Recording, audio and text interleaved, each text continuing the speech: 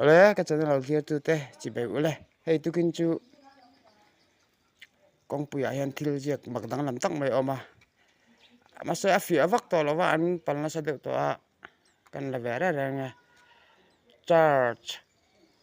of God left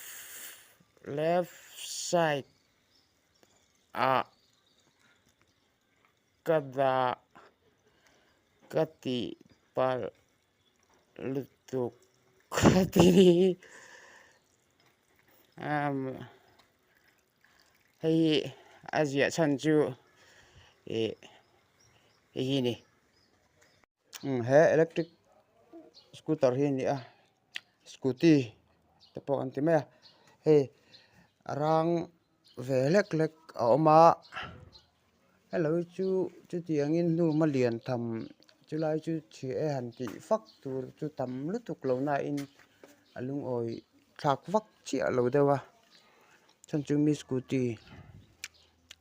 da le hatiangan ruk chu sak ringot ka helai te poranga hei chuan helai ni boka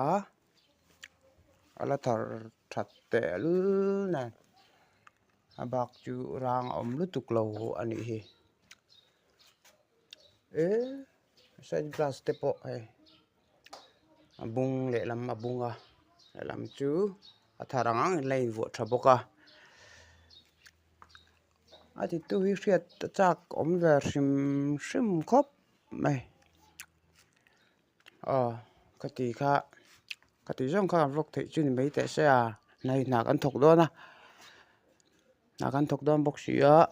chuan chuan kim chang takin report an siam thei lo in ti reporter va tuk kim chang takin kan ti lo mai anga